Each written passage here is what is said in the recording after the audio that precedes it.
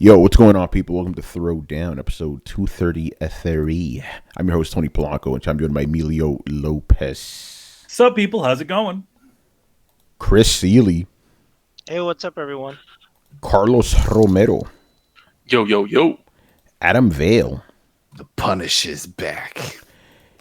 and Mr. Brian Manjoma. Don't ask needs from minors, or else you're gonna have a bad time. Oh, man. How you doing, Brian, man? It's good to see you again, man.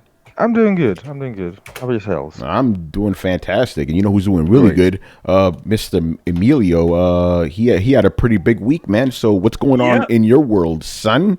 Sup? Well, my book, Excellence, just dropped yesterday. And yeah, that's so here's a couple of covers we got for going for it. And yeah, it was actually really good. We got a lot of nice reception from it. A lot of the retailers before we send out all of our books beforehand to retailers beforehand so they kind of see what the books are. And a lot of them were telling us, oh man, this is a really cool book. And one of them, which is the one the special cover that I did, this one, that retailer liked the book so much that they wanted to hire us to do a special cover for his store. So his store specifically only has that cover.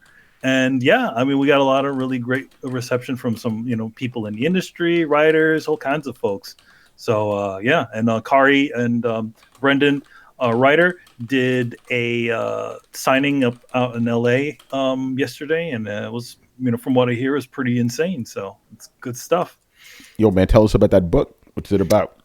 Oh, well, yeah, the book Excellence is about black magicians who have this secret order that sort of assists in high level targets, but unfortunately they can't. One of their rules is they can't better themselves with their own magic. So that's what the book is about. And the main character Spencer figures out, wait, this system is kind of fucked up. Why are we doing this? So it's his journey, as well as also dealing with his issues with his father, who kind of expected a lot more from him, but he kind of didn't achieve those in the beginning of his life. So it's a bunch of different things.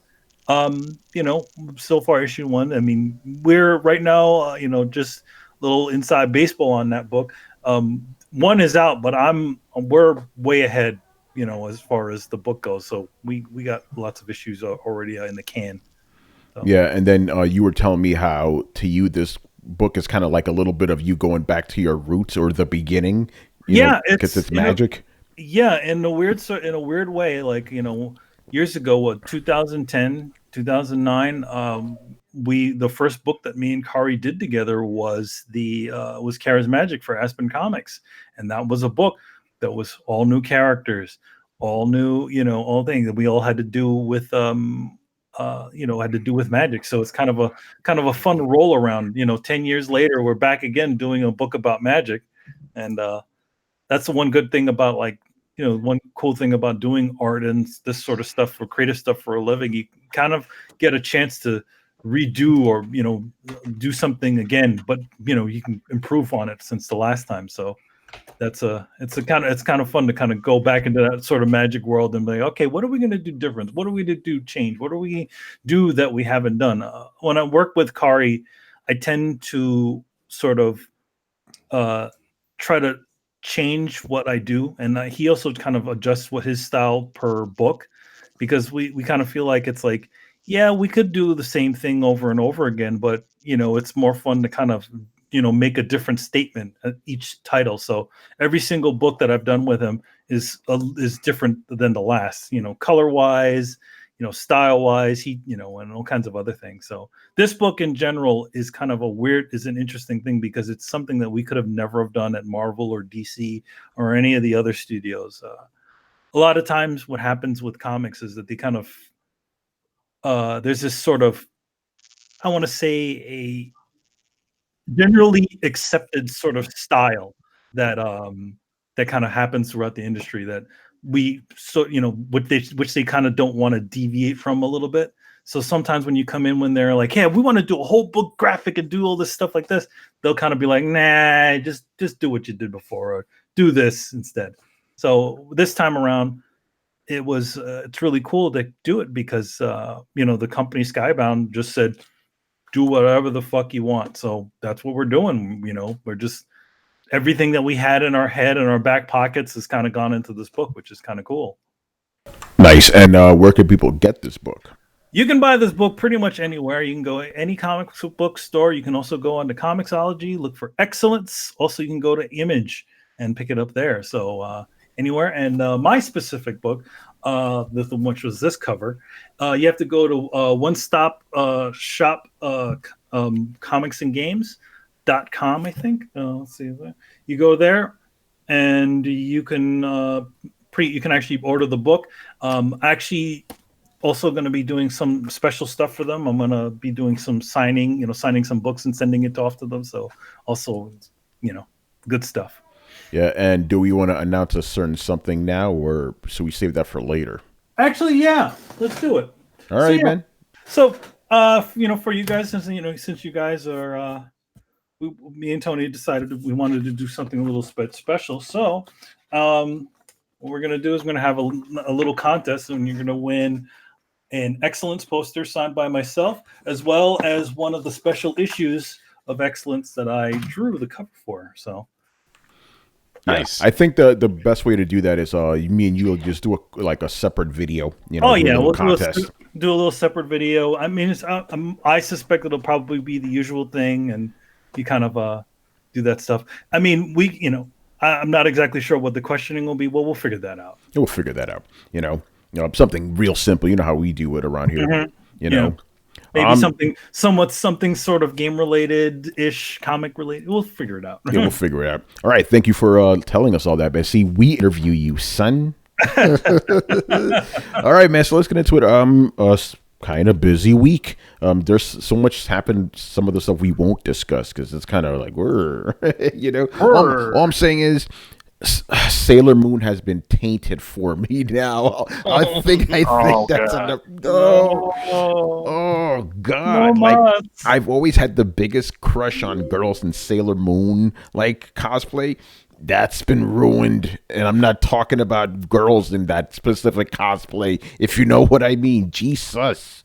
All right, so let's get into it. The first thing we're going to talk about is State of Play. Now, Sony announced this like a week ago or so. Like, hey, we got a new State of Play. We're going to be talking about Medieval, maybe some other stuff, And I was telling people, like, yo, if it's like the last one, keep them expectations in check.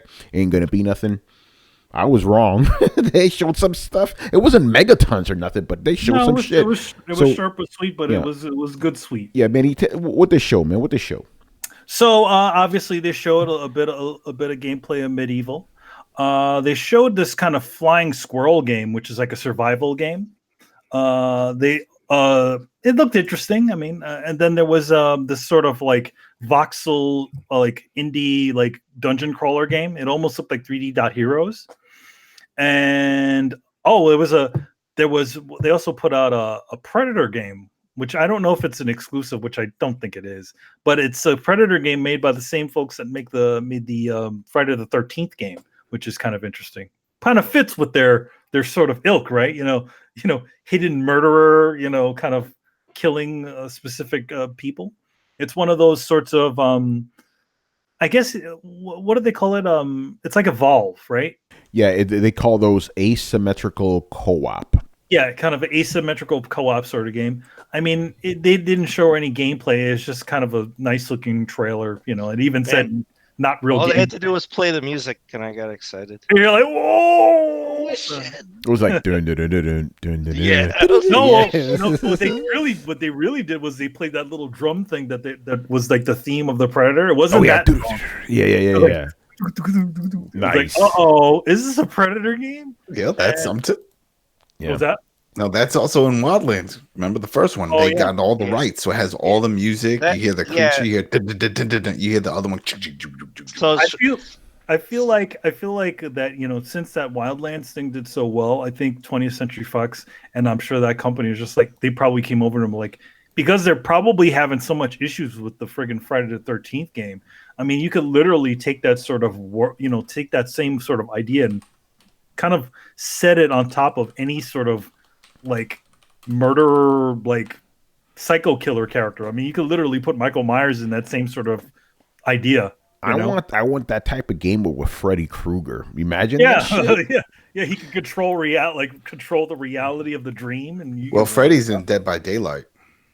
Oh, he is. Well, Yeah, makes he's sense. in it, and now they're gonna add the Scream guy. Yeah. By the Ghost way, mask. I'm glad you bring up Dead by Daylight because people are like, even some guys in the comments right now, like, oh, this is going to be Evolve 2.0. Here's the thing. Asymmetrical co-op games are not failures. Dead by Daylight was huge on PC before it even came to console, right? Friday the 13th, huge game. Isn't Dead by Daylight by the same company? No. So it's a different company. So it's not the genre that's a problem. It's Evolve that was the problem. It was Evolve that was the problem. Friday the 13th is doing quite well right now. I mean, the only problem with it is the fact that there's all this licensing shit that's going on with it. It's keeping it from getting new DLC and stuff like that. But yeah, and then then there's the big Megaton. No, we ain't getting to that. Even though the fans are in the room right now screaming for it, we're gonna make you guys wait for that shit. Tell us about Medieval. Medieval. I mean, it's an old PlayStation 1 title. I mean, I looked at it. I was like, okay. I'm like, why are they making Medieval again? I have same thing. I have no emotional connection to that game. I never liked it originally, and I mean, to be honest, and I hate to say this, the footage looked really kind of janky. Like it looked like it was skipping frames or something like that. And I usually don't complain about that sort of stuff, but it looked like it was like running like odd. I don't know if it was why would they show that then? Of all things, Medieval. I don't know. I mean, that's not a PlayStation exclusive that I really gave a shit about originally. But they made 2 Medieval games, right? Yeah, I think so. For PS1. Yeah, for PS1, but I don't know. I can't say I really. So this is a remake of the first one. Is that what it is? Yeah, it's a remake of the first one. It's a remaster, remake, or whatever. So it's along the same lines of the Crash Bandicoot sort of thing, and okay, it's one of those. Spyro. It's like that. They're just taking an old PlayStation 1 title and kind of updating it with some fancy new graphics. Which, I mean, to be honest, it just I feel like Sony felt like that too when they were like, when they finally got the gameplay, they're just like, this is all we got. We're just gonna do a thing on this thing. We put a couple more things in there to give people something else. Because if it was just the Medieval stream, people would have just been like that. Yeah. All right, let's get to the good stuff. These people are going crazy now. They're like, talk about it. Talk about it. Final Fantasy remake. That's the big one. It has resurfaced. Yes. Again. And so it's looking cool. I mean, it's looking like it has a control system from the last Final Fantasy game. What was it? 15. 15. Yeah, it looks like it has that sort of idea. I'm a little disappointed about that because I mean, to me that's not Final Fantasy. It's all about that action RPG style now. Yeah, it's all that action RPG stuff now. And I bet there's going to be platforming and all that other stuff. I mean, it looks pretty, looks nice. But at the same time, I don't know. I wish it was just the other way around. Like, why are we need to totally reinvent it? Resident Evil didn't reinvent itself, right? Because it wasn't turn-based. The problem is people don't seem to like turn-based, which is really heartbreaking because turn-based is awesome. Here's the thing. I'm sorry. Okay, so people complain about turn-based in Final Fantasy, yet are okay with it in Persona.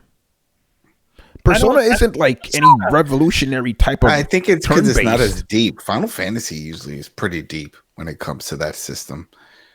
Persona didn't have it so deep. What do you mean? It's as deep as Final Fantasy, dude. There's a lot of layers to it. It's just as deep as Final Fantasy.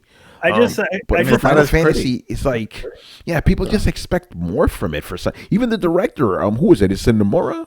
So Tetsuya Nomura. Yeah, he was even like, we can't get away with turn-based in the modern age. He said that, No. I think he's full of shit, to be honest. He's full of it. To be honest, they should just put the turn-based system in there just for the fuck of it, for the purists out there. Because to be honest, I'd play that in a day. I don't want to play. If I'm going to play Final Fantasy, a prettier version of Final Fantasy VII, I want to play a prettier version of Final Fantasy VII with the original controls as they were, not this one. And the other thing I have an issue with is the fact that when they announced this earlier on, they were like, it's episodic. Is that still a thing now? I don't even know anymore. They said the Yo, first what's going thing on? 2DX. they said it was gonna be episodic. So what are they gonna do? They're gonna cut the game like into quarters. Here's the thing: they haven't said anything about it being episodic in a year. I'm thinking there may not be doing that anymore. I could be wrong. I mean, there was a bad reaction when they originally said that. They were like, everybody's like, "What the fuck is this?" Then I'm gonna wait for the damn whole game to come out instead of this thing. So I don't know. We'll see. I mean, I'll definitely play it, but it's again, I have see. Here's the big difference. You see my reaction to something like a Final Fantasy, which is a remake, but then you hear about me talking about Medieval, which I'm just like, change that game around all you want because I have no emotional connection to that thing. Yeah, exactly. Yeah, when you're like, hey, whatever, you can do whatever you want. Final Fantasy. I'm banned.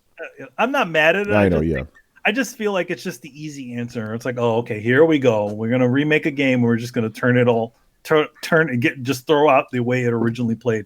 To be fair, I mean, you still got the old game there. You still got the old game, but at the same time, when you look at that original game, and then you used to see those. I'm just imagining younger me, and you remember all those cool cinematics, and you're like, man. What if this game looked this awesome, looked as good as these cinematics all the damn time? So this is kind of like that right now, but it's just like, okay, now it's just like, I see what you're saying. And also the other thing, it's like, here's the thing. I don't have a problem with the action RPG thing because I played the, Kingdom Hearts games for years. But I always felt man, you got that platinum in Kingdom Hearts. Oh yeah, 3. I got the platinum in Kingdom Hearts. But I mean, I look at it that like that's the way Kingdom Hearts plays. I feel like now we have this kind of like essentially just action version of Final Fantasy.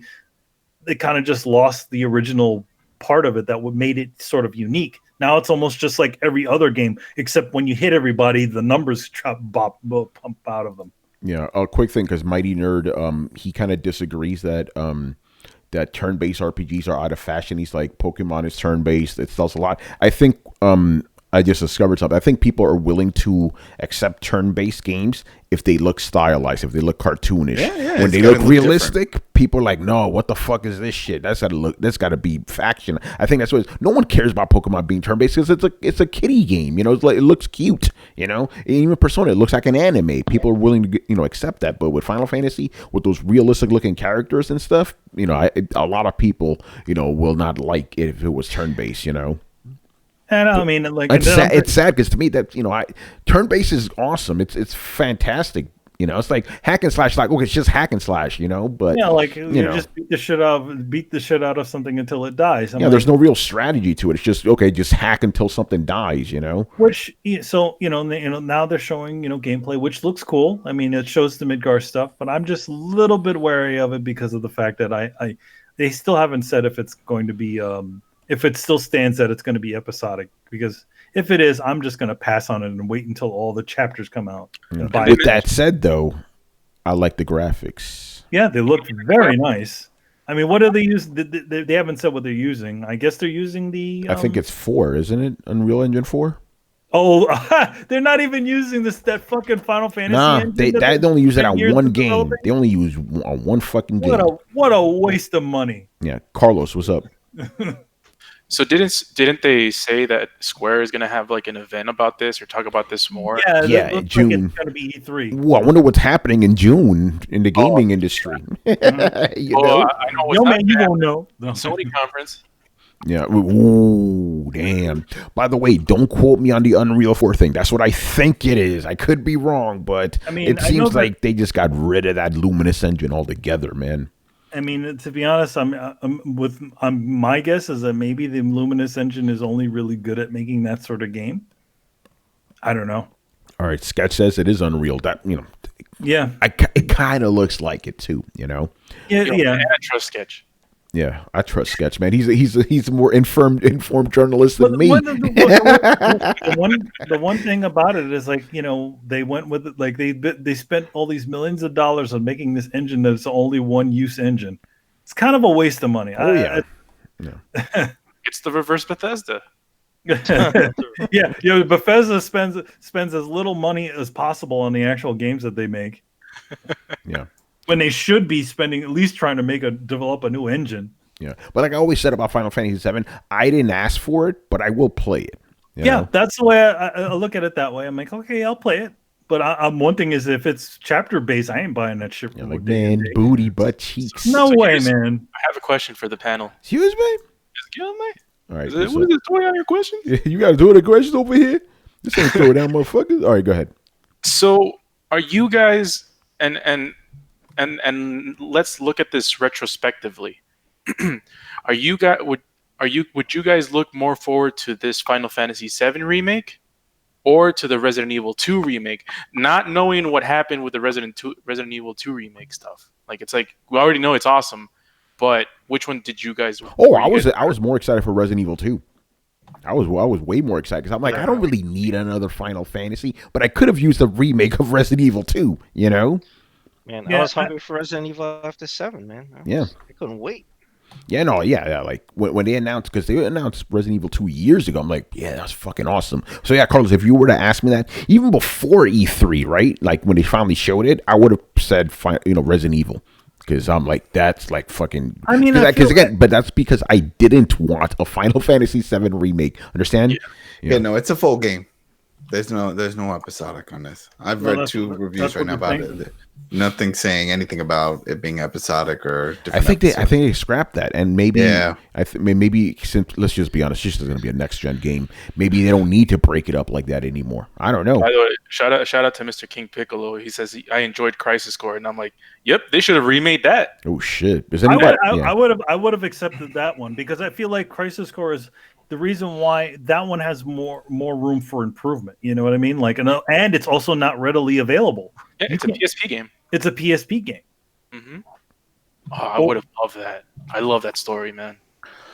Yeah, and then the mini, it's not big, but it's the mini controversy from the trailer is that Tifa's not in it, man.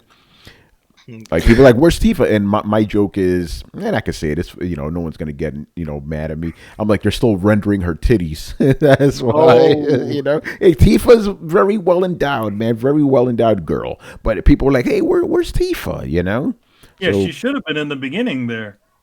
Yeah, so I don't know. Showed all the other characters, right? They're saving her for last, man. Hopefully they leave her design alone.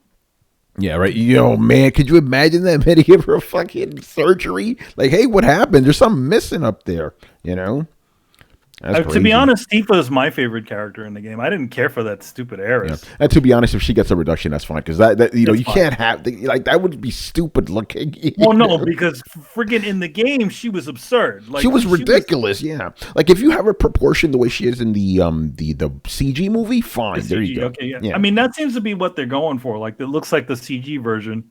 Yeah, that's and I'm sure they've done a nice edit to Barrett's script because yeah. You so can't. Let's just say Barrett's script doesn't age that well. So he doesn't sound like Luke Cage from the 70s anymore. Yeah. Oh man, he sounds like Luke, It's like how to sound like a black person. Just read any of those old Luke Cage books, and then all of a sudden, that's perfect. What? Give him my money, honey. Yeah, give him my money, honey. What? I mean, he said that shit to Dr. Doom. Is like, damn. He said that to Doom. Yeah.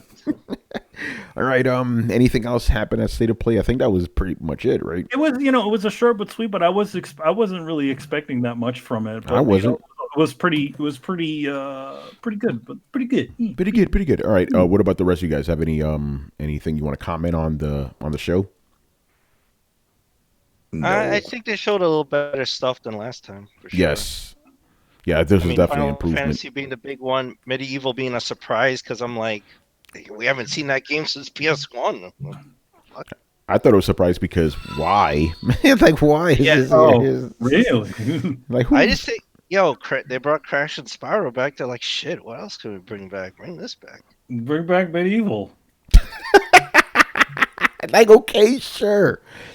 By the way, but again, don't expect every single state of play to be on this level, guys. These are like directs, up and down, up and down. Yeah. Man, I saw some stupid shit earlier. People are like, oh, they're gonna talk about PlayStation 5. They're gonna talk about The Last of Us 2. Like, yo. And then one guy's like, yo, if this thing isn't good, they need to cancel these. Like, why do they need to all be on that level, man? I mean, the one thing about it is everybody has all these kind of lofty expectations. I mean, I don't think if you're gonna get megatons, you're gonna probably get some megatons in some place, but sometimes you're just gonna get garbage, like a lot of those Nintendo Directs ones. We just got microtons.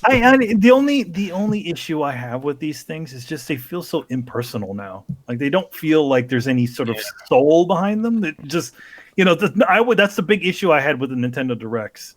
Where they kind of just like. Hey guys, don't forget to get the all-new game. It has everything you want. Play as Mario and Luigi. What? It's pretty much like a really expensive PowerPoint. Yeah, exactly. What they need to do is bring Kevin Butler back. He could do these, They could bring him back now. Kevin Butler's exiled. Yeah, he's. But you know what? He broke the law.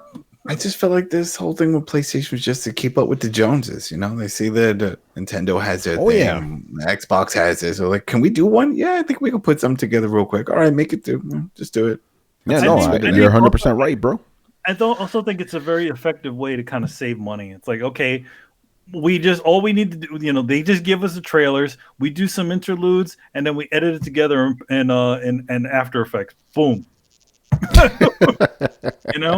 Oh man! Instead of needing a force of hundreds to do a press conference, you just have you have Charlie, who's the editor, and the After Effects guy, and then you just have voiceover lady, and then you're good to go. Next. Yeah, oh man. All right, let's move on, man. So we got to talk about the new Ghost Recon game, people. Very interesting. Now, Adam's going to give us the scoop on that, but before that, I can finally tell you the story, right? So I got an invite from Ubisoft like 3 weeks ago for this thing, right? They had an event in the city last week, and it literally just said, hey, we're going to be showing off a new AAA game from Ubisoft. Do you want to come? And I'm like, yes, I do, Ubisoft. So we get there. I see a bunch of journalists outside, and we're all like, yo, you know what this is? Nobody knew what the fuck was going on. So we're speculating, right? We're like, yo, this is Splinter Cell. This is the Prince of Persia. This is Watch Dogs 3. We didn't know what the fuck. One guy was like, hey, maybe it's Ghost Recon. And we're like, nah, it's not going to be no Ghost Recon. Ninja Turtles. And we go in. Yeah. Maybe it's Ghost Recon. Yeah, maybe it's Ghost Recon, guys. We're like, shut up, man. You stupid. Now, what day? Wait. What day was this? Thursday. What day? And today is Thursday. Oh my God. Yeah, no. What day was that Thursday? Thursday was the Thursday. No. The number. May 2nd. That's all right. Because something dropped May 2nd. Yeah. So anyway, we get in there, right? Military shit all over the place, like motherfucking Ghost Recon. So they showed us the other way. They had a presentation today. That shit you saw, Adam. We saw that too. The whole presentation, we saw that. Except the two guys I introed it, they were actually there with us, and I interviewed them and all that. So they told us how basically in Wildlands they dropped this new character, Cole D. Walker, which is Punisher. He's your buddy and all that shit. John Berthel. Yeah, John Bertham. But anyway, so they got a new Ghost Recon game, Ghost Recon Breakpoint. And he's the villain of it. So they wanted to set him up as the good guy in Wildlands, and he's the villain in this game. And the game is like, it's not a survival game. They've made very sure to say it's not a survival game, but it has survival elements. Like if you go up and down slopes, it's going to affect your stamina. You have to drink water. You have to eat. You have to, clothe yourself. You have to heal yourself and all this other shit. Pretty interesting stuff, but I'm not the Ghost Recon guy. Adam is, so I want to get his take on all this. All right. So if you would have told me that you were going to Ubisoft for something, you didn't have to say what it is. I would have told you. And the only reason why is because on the 2nd is when Operation Oracle was released. And that was free DLC, and that had the big-time Punisher actor that had John in it. And everyone was like, well, they're giving this away for free. Why would they just bring him in for some free DLC? Well, then that means it's got to be something bigger. This has got to be a lead into something. Sure enough, this is his prequel. This is his backstory, pretty much. You do the backstory, and then you jump into Breakpoint, and then you get to see what happens. By the way, before we go on, Adam, you were surprised that it's a new game because, by the way, and I could say it, I tell these guys shit behind the scenes. So after the event, I text Adam, I'm like, yo, Adam, they got a new Ghost Recon. Like, is it expansion? I'm like, no. It seems like, what do you mean? It's like, it's a new game, completely brand new. Like, why did you think that? I mean, you were like, this is expansion, right? Because all this new, they were still releasing content. Like I just said, last week they just dropped DLC, free DLC. So it's like, all right, well, you're still dropping it. And then we saw this actor, and we're like, all right, well, maybe there's something else going on with it. Maybe season 3 is going to start up because they go just like all these other games now, doing the seasons. And then poof, that's it. If you would have said, "Oh yeah, I'm going to this event," then I would have been like, "Oh shit!" Then but I didn't know. I didn't remember. I didn't know until I entered the event, and as soon as we entered, like, turn off your phones. So that's why I told you afterwards. By the way, just quickly, because Mr. Piccolo says it looks like an expansion. It's not. Brand new island. It's a whole new world. It's not nothing from Wildlands. Yeah, nothing from there. Yeah, nothing from there. I mean, there were some key changes, things, and they were right. They listened to the community. It's no different than how Massive does with Divisions. Ubisoft's really good at making sure their studios listen. And one of the main ones was, one of the things that we've always wondered is, and we saw this in Army of Two, is how come we can't like move or drag our fallen comrades if they're injured? How can we get them out of it? A bad situation. Well, now you can pick them up and run and get them into cover so you could heal them. And you could also dump dead bodies, sort of like Hitman style, if you want to hide bodies. But I mean, that's a great option to have, where you can just help revive your buddies, but at the same time, just get them out of harm's way. Because you can't especially in Ghost Recon, you can't just and most of these shooters, you can't just stop what you're doing if they're in fire and just like, all right, let me heal you up. That's not how it works. You would drag the guy out of the way and put them in safety. So that's a cool feature to bring that in. Another one is using the environment to take cover. We already know about going prone in the bushes and stuff. We've seen that in tons of games. But with this one, is if, let's say, you're in the snow, you can cover yourself in snow. So if there's a group coming by and it's like, oh, I don't feel like fighting these guys, you can cover yourself in snow. Or if you want to play Sniper Elite type, and just like pick people off from a distance, cover yourself in snow. Same thing goes with mud, sort of like Arnold Schwarzenegger did with Predator. You can cover yourself up to get that type of camo look going on. And he said the same goes with the sand, like in certain areas. So this island pretty much has everything. They're talking about it's the island of everything. Yeah, it's like that when they showed it, they were like, all right, one side is beautiful and sunny beach, and it looks like Hawaii. It's got volcanoes and stuff. I'm like, oh man. Yeah. And then on the other side, you got snow-capped mountains. And then there's a desert. yeah, you got a little bit of everything going on in there. So I was like, all right, cool. And I sort of got this vibe because for those who didn't get to see it, the difference is you're no longer in Bolivia.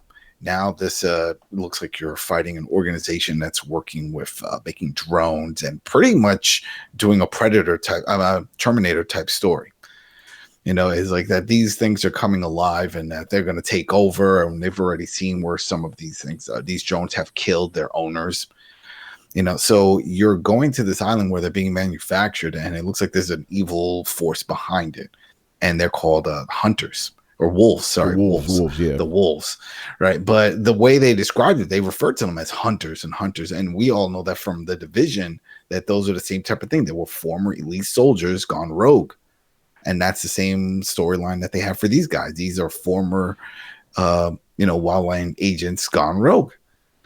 So you got that going on, but it's great that it looks like we're going to have those type of robots. They showed besides the drones, they showed some robots. Yeah, Adam, just quickly, GZR, this is not a battle royale game. He says they're trying to get on it. No, it's not. It's not a battle royale game at all, dude. They also announced after that they were answering questions, and they said they have no plans of adding a battle royale mode to this. And if right now everything looks the same when it comes to the PvP, where it's like the 4v4. Yeah, Ghost War, right, Adam? Yeah. Ghost War. They didn't expand on that, saying that, oh yeah, we're gonna add 8, like what we're seeing with the Division and the raids, or anything crazy with the battle royale. They said no, they're not focused on that. They want to keep this strictly like this. It's also not a bullet sponge type game. It's not like the Division. They called this a real military shooter. So if you do a headshot, the guy dies. Yeah, that's it. None of that. Oh wow, he took 4 headshots and he's still going. Yeah, so, just quickly on that point, because during the presentation they showed us this big tank dude with a fucking minigun and shit, and we're like, you gotta shoot. They were like, you gotta shoot him a lot. You gotta shoot him a lot to kill him, right? When I was playing the demo, one guy like next to me, he shot his helmet off. I shot him in the head. He was instantly dead. So you're right about that, Yeah. And that's what they were talking about, because they said there's strategies for a lot of these. And there's a few other ones that we'll see later on. And they all have, a certain strategy. Similar like we've seen in other games. I remember in the first division, we had the flamers. Yeah. But if you shot the canister in the back, if you had a good shot, you blow it up and they die instantly. That's it. Poof. So they added some of those elements. The best, and this is what everybody was waiting for this one. There was a few of them, but this was the key one, just hand-to-hand combat. We want to see some hand-to-hand combat. Before, it was just like giving them butt of the gun. Come on now. There's got to be something. And we saw a lot of that in this one. I don't know if it's certain situations, if it's like they have to hit you, if you have a certain weapon in your hand, or if you don't have a weapon, or if they tackle you, because it looks almost like a weird interaction. Sort of reminds me of when we were playing Red Dead and the bear attack. Yeah. And how you did like that little mini type dodging and weaving. It looks something like that. Maybe a button smash to avoid getting stabbed or doing something. But still, that looked fun. That looked great. And I'm sure there might be some other situations. Maybe if you don't have a weapon in your hand, can you just go, Rambo with a knife? That'll be cool.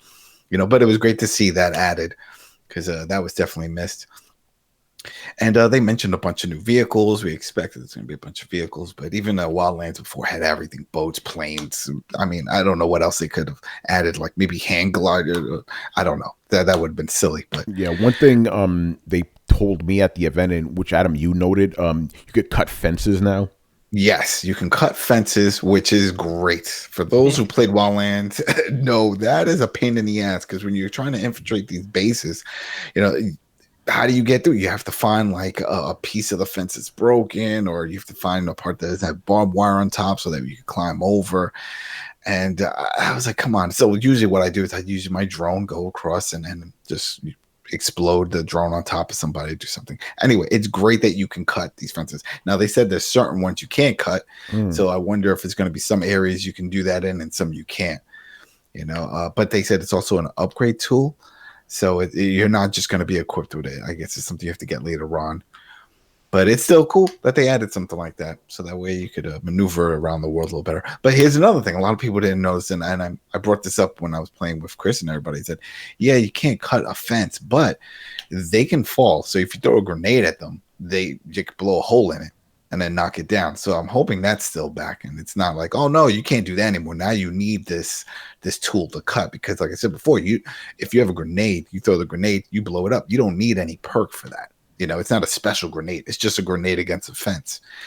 So is that removed now that we have this, special perk to cut through a fence? We'll see. But it looks great. So far it looks great. And yeah, they have the protagonist now, famous actor. It's going to be great. I like some of the voice work that we heard. Antagonist already know. So yeah, I'm thinking of the main guy, because I was trying to figure out who he was, the character. Who is he? They just called him Nomad. That was it. Because he was doing a lot of grunting and stuff. And at first I thought that was John. I'm like, oh wait, this is him. I was like, oh, he's playing this role. We're going to be playing as him. Because when I saw the DLC, the first one, I was like, wow, this is John Castle's, Frank Castle's story. This is it, but without doing Frank Castle. Remember, he wasn't in special forces and the whole thing. I believe so, yeah. Yeah, so I'm like, oh wow, they're doing it without getting the rights. All right, whatever, they can go with it. They got the actor, But no, it's not the case. But even that guy, I mean, he had a lot of dialogue. There was a lot of dialogue going back and forth, and that was in Wildlands also, but not as gritty. There was something. There was a little more oomph, a little more attitude. It's like, all right, dude, you got my right side. Here we go. That's gonna be fun. Yeah, it's true. That Wildlands, and I was bringing this up with Chris. Wildlands is the type of game you want to play with a headset, because of all the sounds and the jungle and the different animals and the roads and the things you could hear. You hear a lot of conversations and chitter chatter and stuff. Really cool.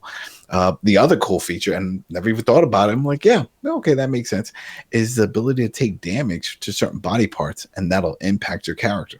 Yeah. So if you get shot in your left leg, he's going to start hobbling, and he's going to focus on his right leg because his left leg is damaged, and you got to try to find cover. You get shot on your shooting arm, then you can't hold up your gun to shoot. You're going to have to use your left arm, or if you're left-handed, right-handed.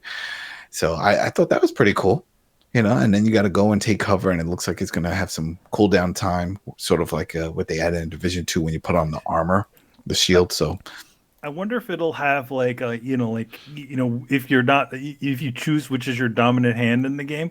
Wonder if you're shooting with your left hand or the opposite hand that you don't use will be worse. Yeah, I wonder. I mean, usually in these games you can go into settings and you can change it. Based off of how you play, because then it'll also modify the controls. So I don't know if they go that far, but it was pretty cool to see that happen. A guy gets shot in the leg and have this problem until he gets to fix it.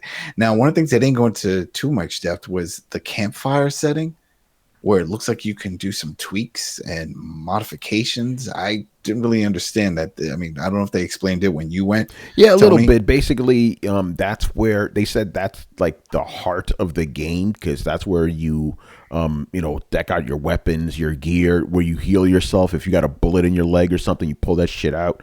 Where you bandage yourself, all that other stuff. But they didn't go. That's all they told us. They just said it's where you customize, where you heal, where you drink water, whatever you need, shit like that. So it makes me wonder if I can't do anything on the fly. But then they showed the guy leaning against a tree, taking care of himself. Some things you could do on the fly. Yeah, some things you can, because they said a lot of that stuff you can't just hey, I'm going to customize wherever the hell I want. You can't do that, but you can heal on the fly in some instances.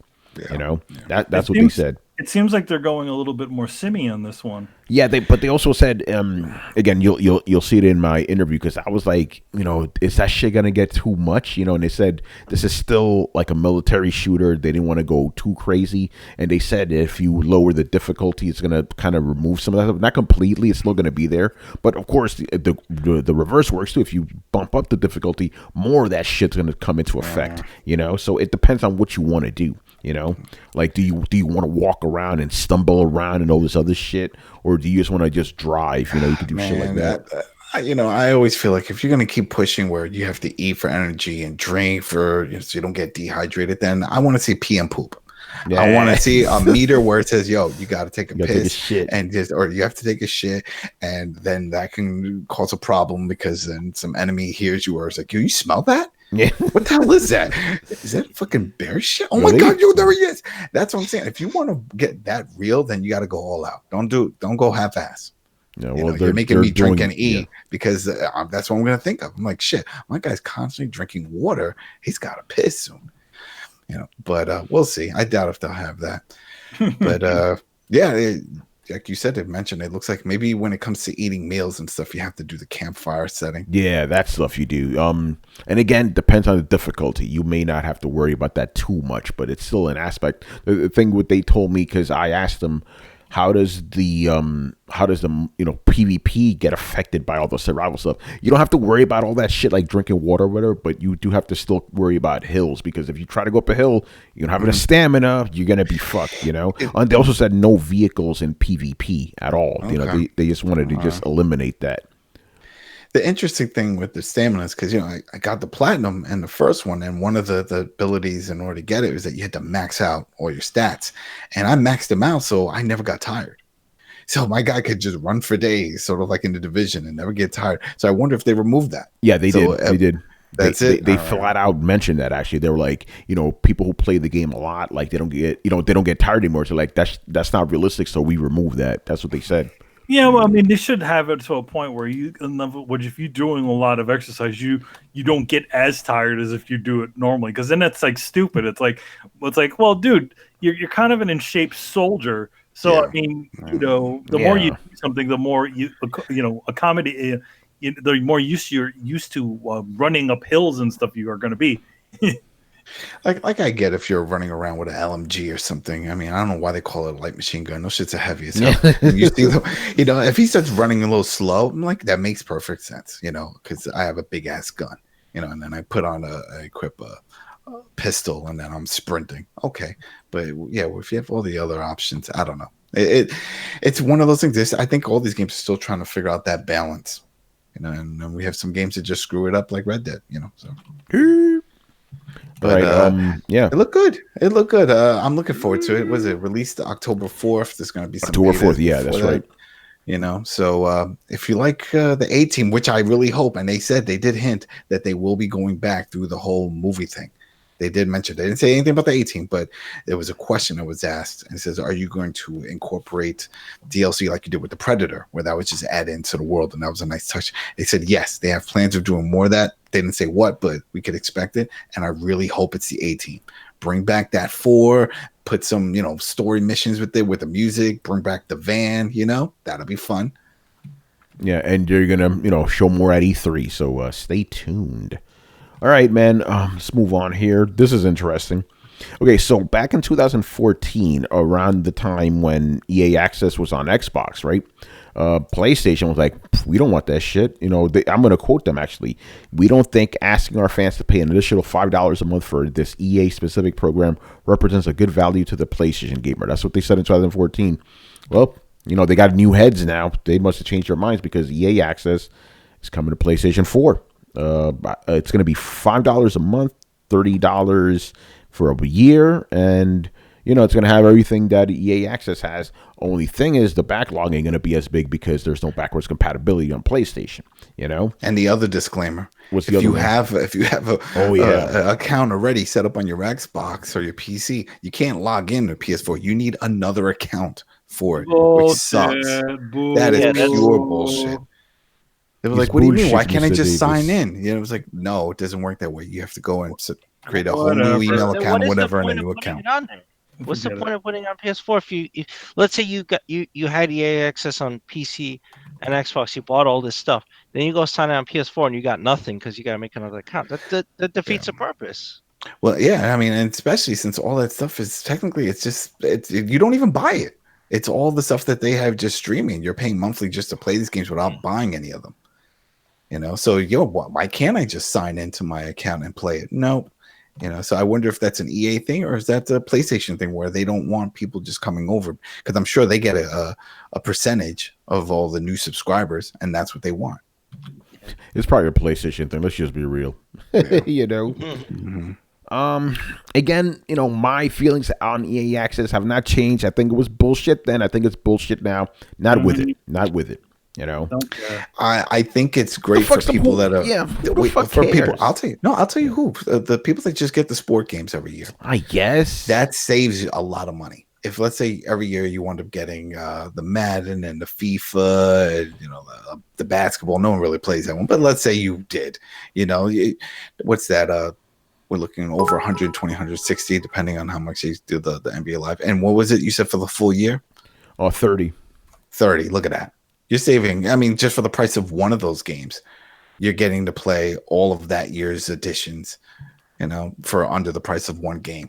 So if that's all you buy, if those are the games that you live on, you're just that sport guy for them, it's worth it just for that. Yeah, alone. I guess. But like for guys like me, fuck do I need access for? Yeah, no, you don't. You don't care. You don't care for it. But there's a lot of people, and we see it with the MPDs that just buy these sport games every year. So we could see that change. With this. By the way, Glorious War wants to say something. He goes, they are all different subscriptions. EA Access is on Xbox and other service, Origin, Premier. They have different prices. Yep.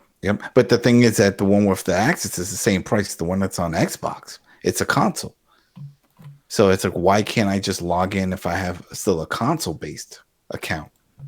Yeah, it's bullshit. Let's just be real. It's bullshit. But there you go. By the way, I almost forgot. We did a poll, people, on this. Let's see what the results are. I think it's still pinned there too. Just give me a second. Come on. Now my internet's being slow. Really? Well, you are running a stream. That is very true. All right. So we asked you, our loyal fans, are you excited about EA Access on PS4? 20% said yes. 80% said no. Let's read some of these responses. So yeah, a lot of gifts were like, people are like, nah, son. One guy, Larsen, he goes, absolutely yes. This other guy said, "Fuck Sony." Okay, not a lot of responses, but we definitely got like a lot of votes. So thank you for all you guys who participated in that. But yeah, I mean, these from our fans. They don't care about it. I think it's just going to be mainly the sport guys. I think you're right. Money. Yeah, you save money. Like it's like what does EA have? They don't. Dragon Age. Who the fuck knows when that's coming? Mass Effect is dead. No, they don't got Dead Space anymore. What's the point? That's it. It's just another iteration. We always know every year they're gonna release another sport game from whatever series, for the FIFA, the hockey, the basketball. So for those the guys that are always spending money and getting pissed that damn, I paid $60. I only play a handful of times. Well, there you go. Get this for $30 for the year and don't feel bad about it. Yeah. All right. Any thoughts on this? Nah. My fear, and this is my fear that happened even when it first launched on Xbox, is that if it became a hit, that we would see other publishers bring their That's my worry. over. That's my worry. That was my biggest fear, because I was like, shit, I really hope this doesn't take off, because then everyone else is going to jump on board. We'll see Activision with theirs and Ubisoft with theirs, and and I think didn't a PlayStation exec recently talked about it, that was his fear for the next gen. Like, you have any fears of going into next gen, besides game as a service, but just all of these games, just streaming services? If that's the only way you would ever be able to obtain a new game, is by subscribing to a streaming service, that there's no longer that option of digitally buying it for yourself or getting a physical. Nope, you have to pay whatever the $4.99 a month to play that new game. And that's why I was originally against EA Access, and so I am still against it, because I think it sets a bad precedent. Mm-hmm. Yeah. Not good, man. It's no bueno. Yeah. All right. So moving on here. Speaking about Electronic Arts, one of their executives, I believe, who the fuck's it? A CEO, their CEO, Andrew Wilson, said that the old way of releasing games, online games specifically, doesn't work anymore. He's saying this after the abysmal fucking launch of Anthem. He's trying to say, like, we're trying to figure this out because people are not willing to, pay like $60 for some of these games, and they got to, change things around. Well, demos. It's like people are not willing to pay $60 for games. Why do you think, buddy? Seriously, why do you think? Maybe because you're putting out shitty products? Yeah, so he's saying for these type of games, like, whatever the hell they're called, service games, like, they need to do different. They need to do something differently with launches. Make them work. You got to talk. He's talking about service games. The thing is that service games are finite. They eventually just drop off. I mean, to be honest, like, it's lightning in a bottle that some of those things are still exist nowadays. You know what I mean? So you have to hit that right. You have to hit that thing right on the mark, and then continue to keep people there to continue to keep playing it. This is interesting. He says they should do more soft launches instead of like a hard launch, like a soft launch. Kind of makes sense. You just roll it out very slowly, over time. I feel like we already see that with. Wasn't Anthem a soft launch? No, it was not. That was a hard launch. No, what I mean, in other words, there's still. But all the features weren't ready. They weren't ready. So what was really a soft launch in general? What did they call Battlegrounds when they released that? Remember, what was it called? It wasn't fully released, but they still put it out. Oh, wasn't it just like early access? Early access. There we go. We already have that shit. Yeah.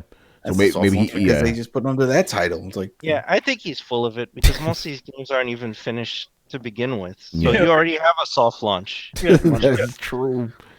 Shit, by the time we get the game, you still have a fucking 60 gig patch, day one patch. I'm like, what the hell is this?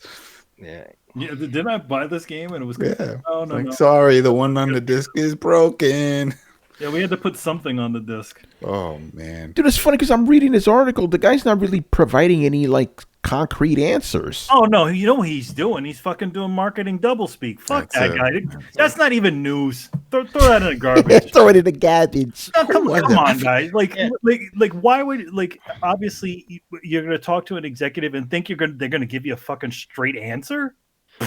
Well, I mean, also nobody threw it back. Well, you can't because it's a investor call, but Yeah. throw it back in his face when they were saying that single player experiences are dead and everything is live services. Well, guess what? You've been trounced by almost every single player AAA experience that's come out. Anthem got demolished by all of them. So what do you have to say for yourself? Like live service shit isn't the route you should be taking. That the initial problem is with the core of the game. Live service games are just made to bleed you with microtransactions. That's what it is That's about. true. Yeah, and that's the elephant in the room thing. Those assholes do not want to admit that people don't want to be fucking nickel and dimed every second of a game. Yeah. Funny you mention that because that leads to our next story.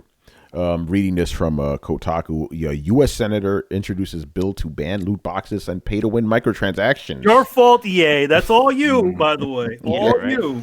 Yep.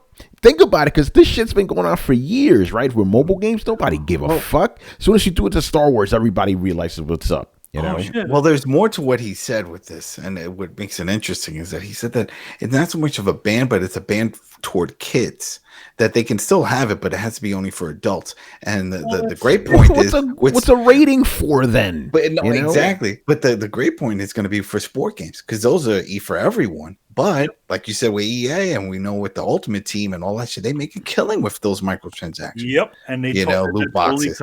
That totally cuts their. That would kill them if then they would have to put some kind of extra adult rating because of the loot boxes. It's they're treating it exactly like the gambling rating, where like if a game has any sort of a game like E for Everyone game can't have a gambling aspect to it. So like this is an example is the Pokemon games here in the States. When they came here, they had to remove a bunch of sort of gambling sort of ideas inside of those games, because those things are not allowed here in the States. I think that there's only one workaround, and that's to have a separate release. For Ultimate Team and all those type of modes, that's a separate download. That's a separate purchase. That's no longer in the key box game. That's just something separate.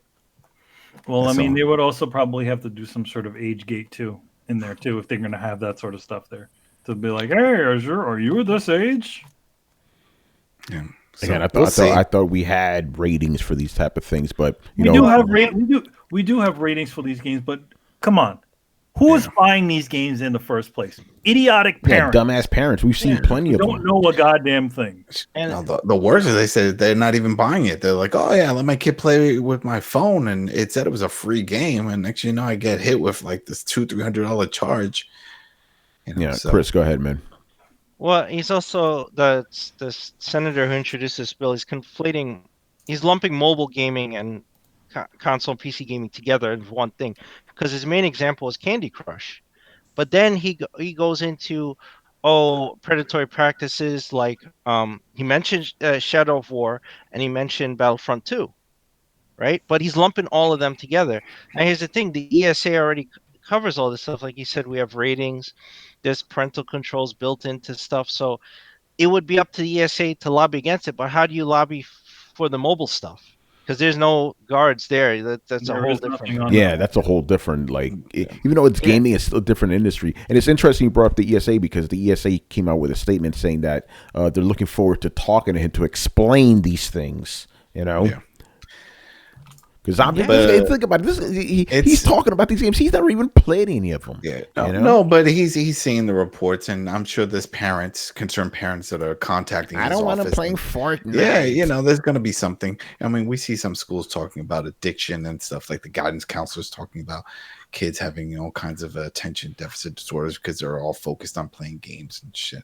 So I'm sure there's some of that, but I think they should do something about, especially when it comes to Ultimate Team and Foot and all that stuff, because it's in a sport game that kids play, and it's just a click of a button, and if there's a credit card attached to the account, that's it. Starts charging, and they don't know. They just want to keep opening up packs.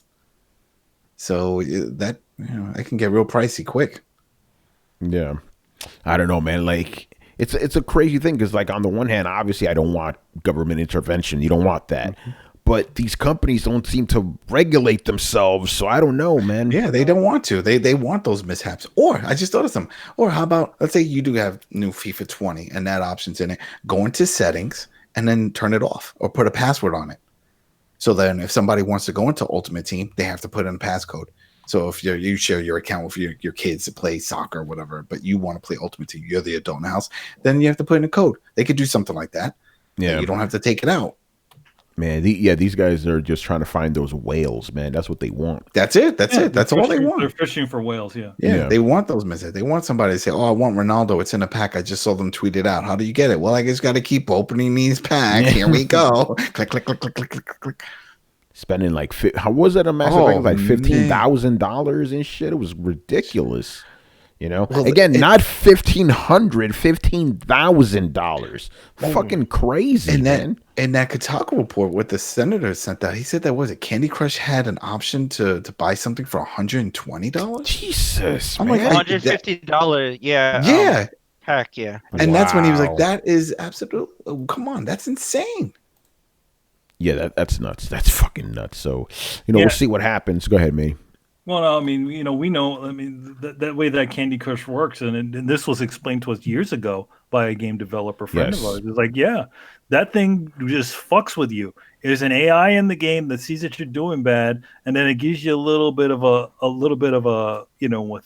boost, and then it pulls that, it makes the game easier, and then it pulls you away. And then when you start noticing the game is getting harder, then they're like, okay, well, if you want to make the game a little easier, just hit this button. Yay! Yeah. And then when you buy the microtransaction, you'll keep winning for a while. It's set up that way, because you're like, hey, I bought it, now I'm winning, and then it slowly takes that away from you, He says that's a science that they're still trying to balance, It's fucking crazy, man. So we're trying to balance addiction. Yeah, basically, Yeah, that was a good talk. It was me, you, and Torrance, and that guy. He was like, "Yo, man, I'm gonna keep it real with you right now." So then it makes you wonder with everything, like, is anyone ever really good at a game? Well, you know what I mean? If those games don't really require skill, it's all fucking luck, man, or whatever the algorithm is doing. If the algorithm behind the scenes is always messing with us. I'm gonna say this to you. Officially, you are not as good as you think you are, because a lot of games these days are built. A lot of these games are specifically built to give you that little bit of adrenaline whenever you're doing good, like, to the point of where there are essentially gauges that don't actually reflect the amount of energy that you actually have, especially when you're getting down to a lower level in there, or the fact that it'll give you a little bit of a boost when you're close to death. You essentially you're able to kill things easier. These are all things to essentially give you that little bit of adrenaline to push you to go further. But officially, they're giving you a buff and you just don't know it.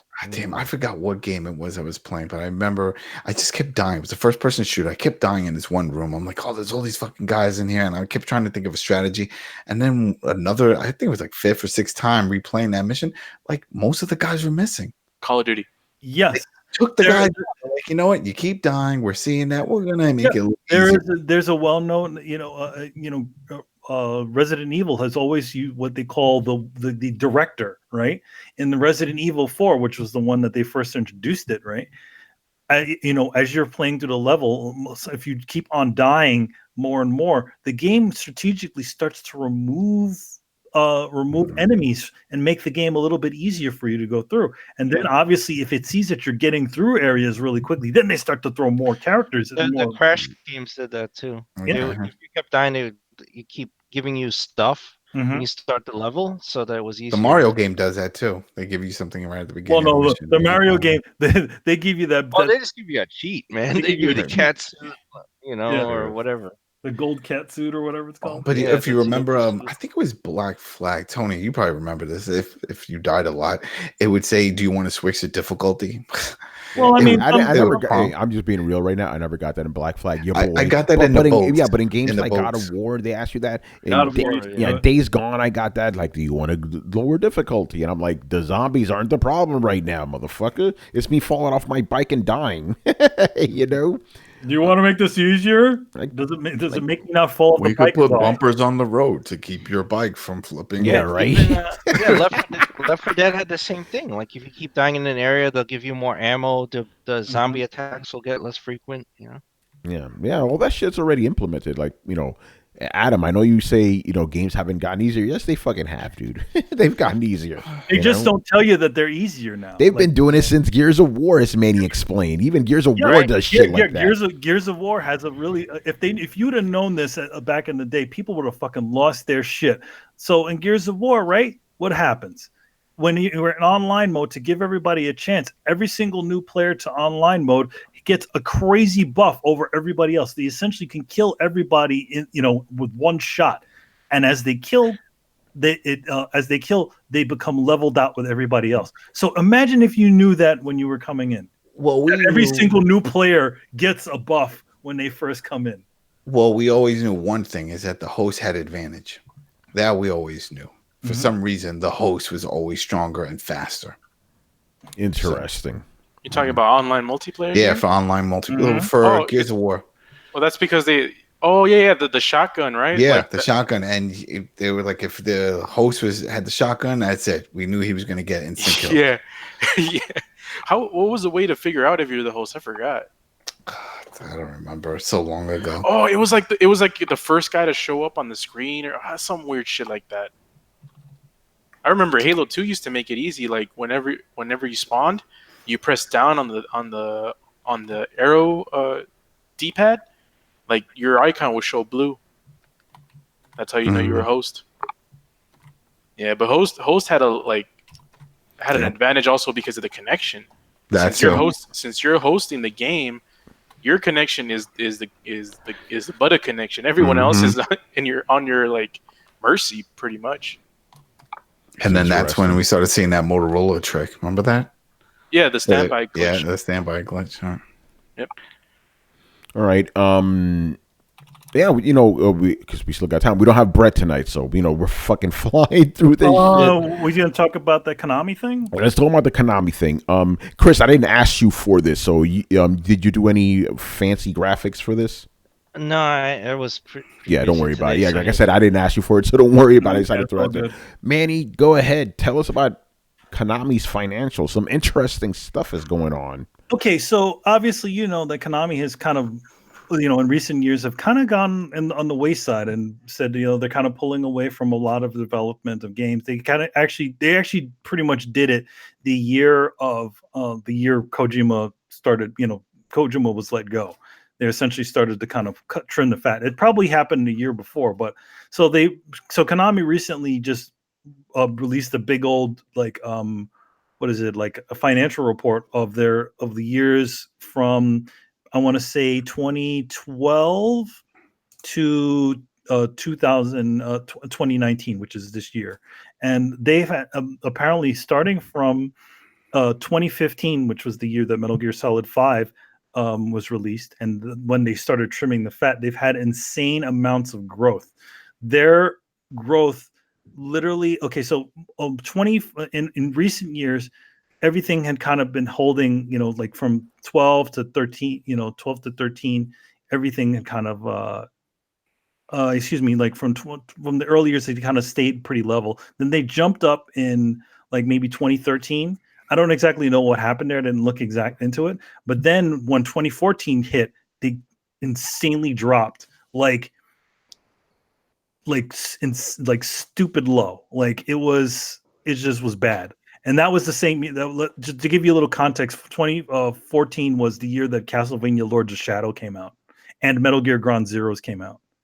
So that year that they even released a little portion of a Metal Gear game, they did not do very well. So yeah, somehow by cutting the fat and also focusing on the mobile market, they managed to essentially exceed their even highest year in the last few years, which is crazy. Which you think about it, like everybody's like, oh man, Konami, this, because of all the bullshit that happened. But meanwhile, in the download, they're making all this money, and it all has to do with and this is revenue coming from their gaming division, but not big console development. It's really more mobile development. It's like Switch development, low key sort of, smaller game development. And those things have, given them a lot of profit, which is insane. Yeah, because everybody's like, oh, Konami's dead, this, that, the other thing. Is like, no, they're thriving. They're actually thriving. They're doing better than, let's just say their mobile division is doing better than Nintendo's. And all the other Square Japanese Enix, companies, yeah, all those Square guys. Enix, all those companies. In fact, Square Enix is, as even though they've just released a pretty big to do sort of game with the last what do they call it, the last Final Fantasy game, they're not doing nearly as well as Konami is doing, and neither is Capcom.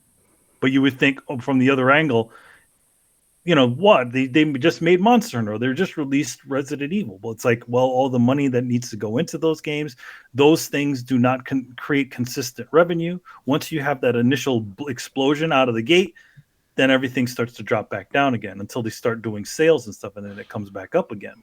Yeah, it's interesting because, from I guess for the lack of a better term, from the outsider's perspective, right? You look at the Japanese big companies and you think, okay, Konami's the one that's doing the worst of them, but it's the opposite. They're doing the best out of all of them.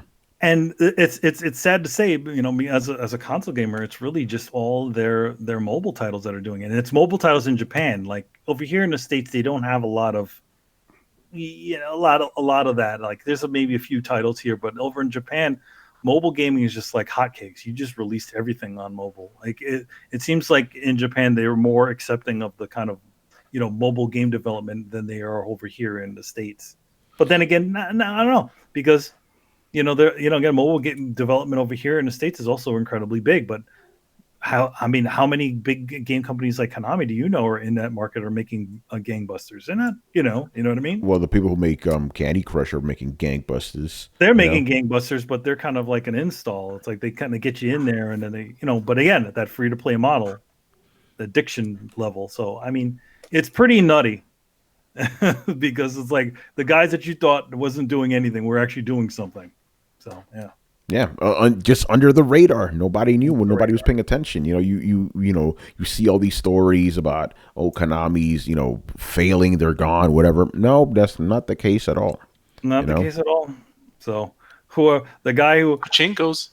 I mean, it wasn't even. I don't think it's. Yeah, exactly Yu-Gi-Oh! That's another one that prints. Yeah, money. Yu-Gi-Oh! Was also a big one that they mentioned in there too. Again, something that we're not looking at. Like who cares about Yu-Gi-Oh? Apparently, Yu-Gi-Oh! is essentially like one of their biggest money makers because it's got the kids, right? Yeah, but that's one of those games, Adam, that we were talking about. I'm not going to say it on air, but that's one of those games. I was like, I'm good. you know? Mm-hmm. It's interesting, man. It's interesting. I can't explain it. Just Japan loves mobile. Well, they've always been like that, though. Like, what do you think? DS, 3DS. They're. I think the Switch. Yeah, they're on the go. They're always on the go, and I heard also because, let's just be honest, Japanese homes are kind of small apartments, at least. Mm-hmm. Little console, perfect. All right, so since we still have a lot of people here, let's do what games we've been playing. And Brian, I'm going to start with you because you've been quiet all night. So what games have you been playing, man? Motherfucker. That's a great game. Motherfucker. The hottest game ever. You must be playing with the VR headset. I played the beta of that shit last year, man. I actually finished Limbo. No, not Limbo. Inside. Ooh. Oh, look at that. My man. Hold on, Brian. It was actually really good. What'd you think? I told you. I'm not don't know without spoilers. The last 20 minutes, man. I've never felt like that in a video game. Like I just stop and just look at what the hell I was doing. It's like the fuck is this? Like what? But yeah, it was really good. I like the death animations. They were morbid as all hell. Like, you're horrible. You're a horrible. Play Limbo. They're even worse than Limbo. The game that came out before that. Like well, I think they toned it person. down in fucking Inside, man.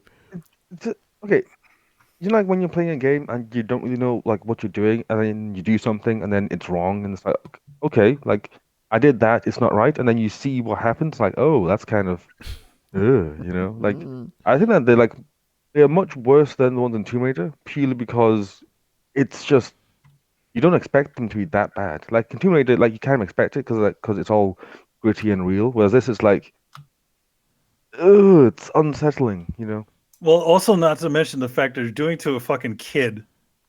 Yeah, that too. The ones that really got me were the ones where they drown him. That was the thing. Not when, like, the latter half of the game, because I'm trying to not spoil stuff. Oh, but when in, something like, shows up? Yeah, not the second half, but like the first half, like the first like 20 minutes when they catch him like near water and then they just drown him. I was like, wow, that's drowning a kid. And also the dogs. Oh, the Yes, the dogs are dogs. scary, Yeah, the man. dogs. Yeah, Man, every time the dogs came on, I'm like, oh fuck, not these They got guys. dogs. they got dogs.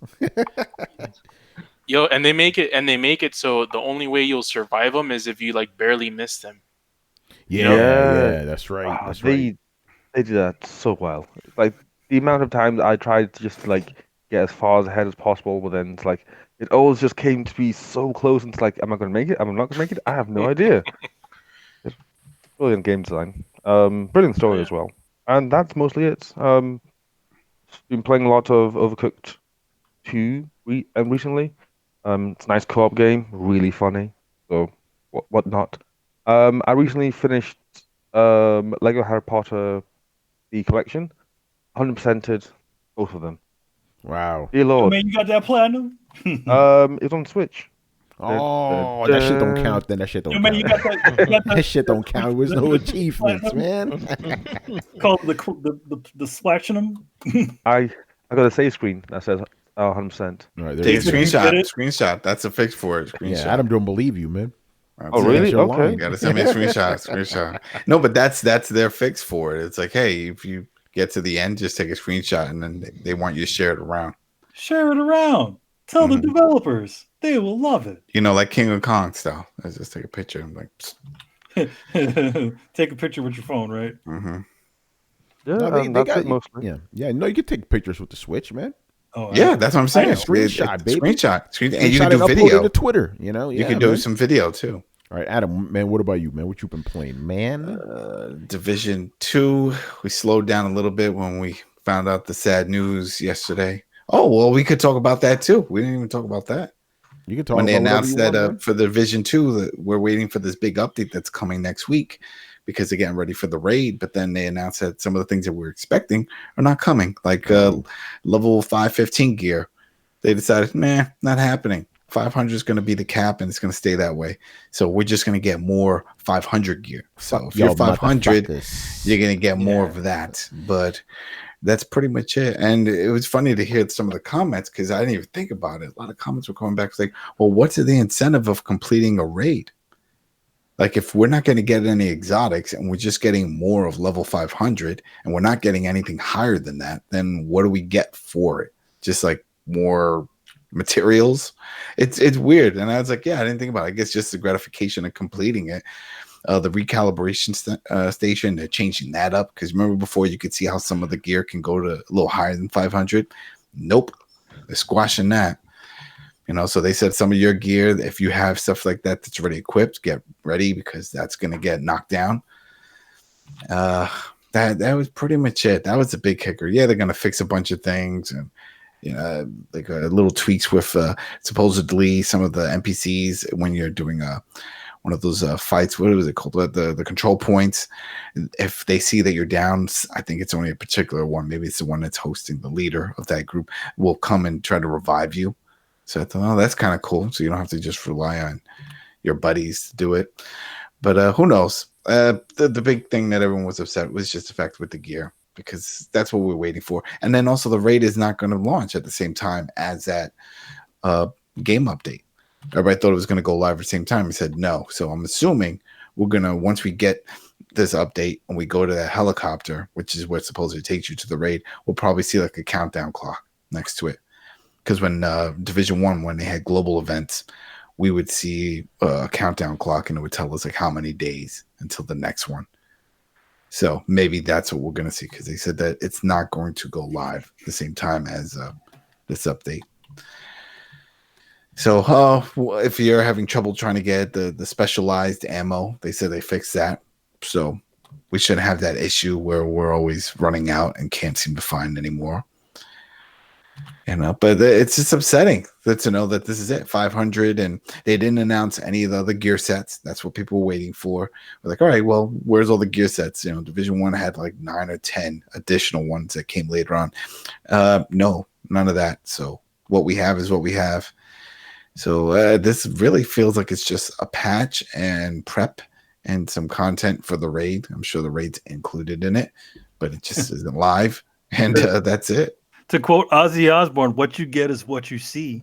Right? What you get is what you see. So that was a big letdown, because we were getting hyped for all this stuff. Because for those who don't know, level 515 gear was supposed to pop up in the Dark Zone because they wanted to get more people in the Dark Zone, give them more incentive, and they scrapped that too. And then even the community manager asked, he was like, "Well, then what's the incentive? Like, is that issue resolved? Because you said you were doing it."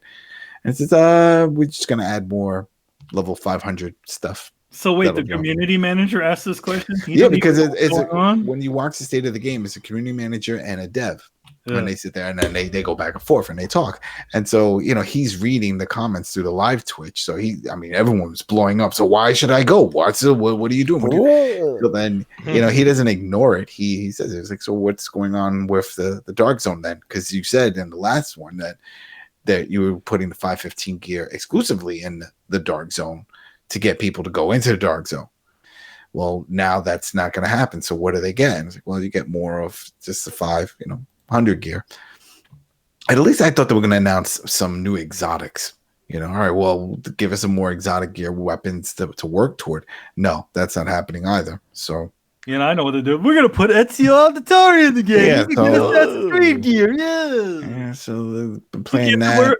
You get to wear a baseball cap like the Watchdog. Yeah, so then I was talking with Chris about it, because we were playing Vision, and I was like, you know what? There's another game that's like this that I played a lot of, and that's the other one I got the platinum, and it's a Ghost Recon. You want to play that? He's like, yeah, let's do it. So we've been playing Ghost Recon with all day, and Richard Bailey's going to jump in tomorrow.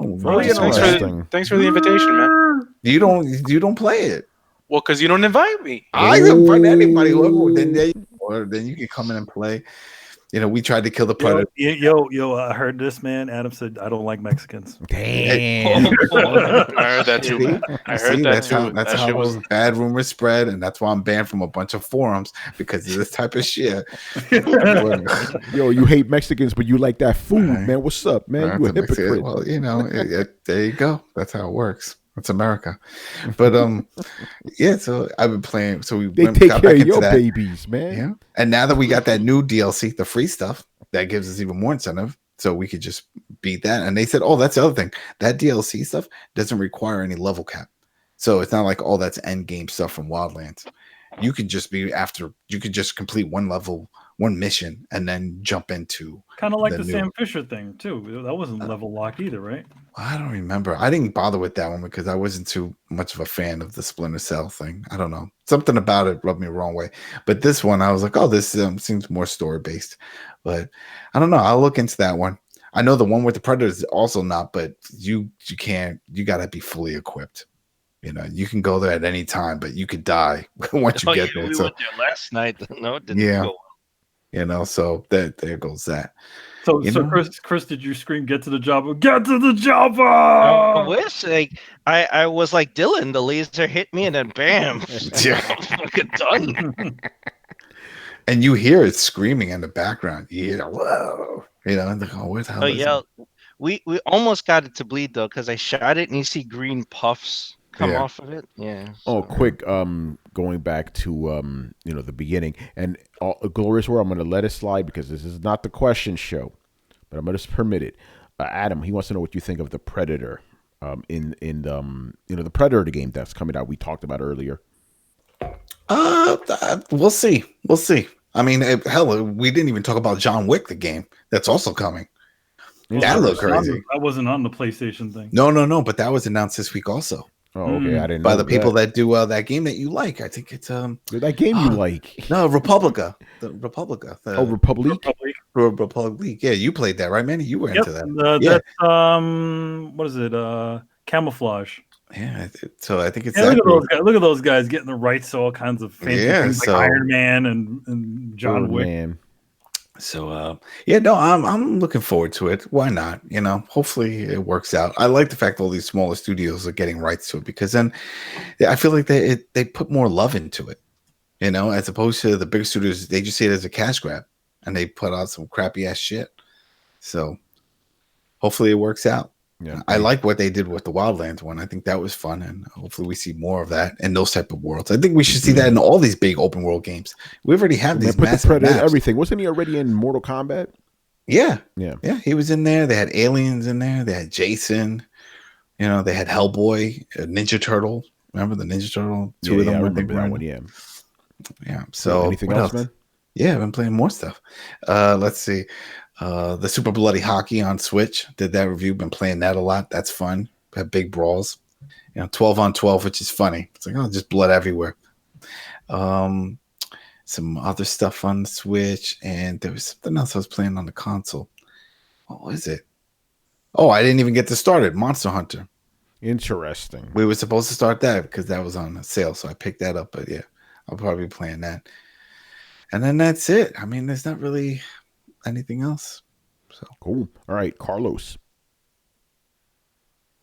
A match of Heroes of the Storm and chess. And that's it. Yeah, I haven't been playing. You're chess, playing like a real in-person match chess game. or like online chess or Online chess. Yeah, against. do you play for money? No, I know do. that's a thing. No, I'm not that good. You're playing a real man's game. Chess. Yeah, I was like my friend because I'm going to New York in a couple of weeks. Yeah. I'm planning on going to Washington Square Park. Yeah, Washington Square Park. To play in you got to bring Hustlers. money. You got to bring money though. They don't play, and they have little cards, and they tell you how much a game costs. Yeah, I want to try. I'm probably gonna get messed up because those guys are actually really good. You want to be like what's his face, Elliot? There you go.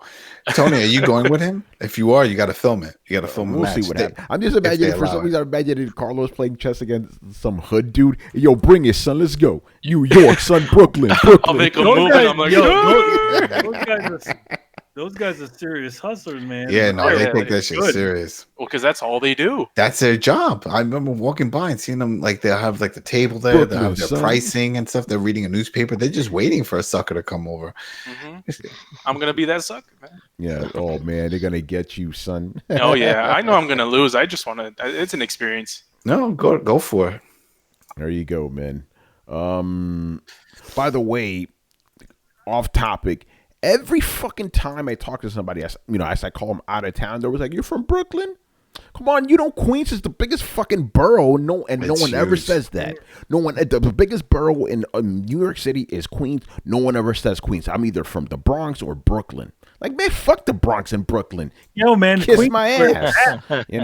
Queens, motherfucker. Yo, man, Queens got 2 airports. Exactly. Shit. Oh, speaking of that, I mean, it's not even a spoiler because I'm not really going into it. But man, that Spider-Man, I didn't know he was Brit. You couldn't get a guy from Queens. Yeah, really? No, it's the he's actor. British. Yeah, he's British. Why? Man. Why would they do that? It's like they got a British Superman, Oh, come on. This is bullshit. You got Trump worrying about the border. Yo, look over at England, man. Build a wall in Hollywood, man. All Hollywood jobs. Them foreign motherfuckers. Shit.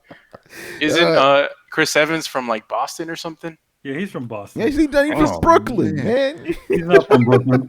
This shit got me so mad. Just when he started talking, I paused it and I walked away. I'm like, this can't be happening. Don't tell me it's Spider-Man. Half the cast of Walking Dead is British. That pissed me off even more. I remember one time talked about it. He had some of the cast. He had the character that plays Jesus. He had Rick, and he had someone else. He said, "I just realized you're all British." He was like, "What's going on here?"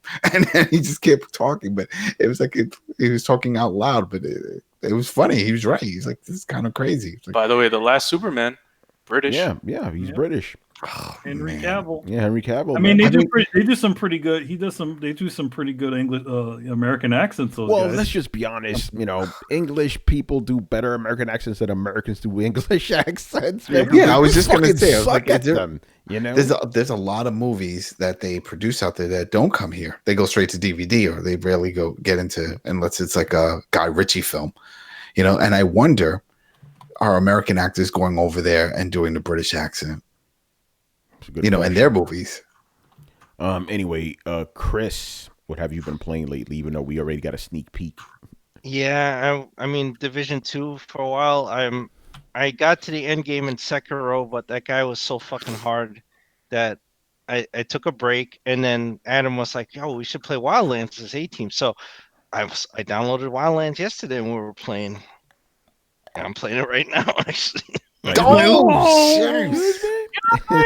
Well, I need some skills because Adam's nice. dropping like mortars and nuclear strikes everywhere. I got like a pea shooter and a knife. But It's a but butter knife too. It's not even a real man. It's not even a real But I knife. told you, I said, well, dude, I'll bring up that map tomorrow. Well, dude, I'll bring up the map. It shows where all the weapons are because the way that game works is to get the weapons, they're just in like a cache. There's like a little case, and you just have to find it.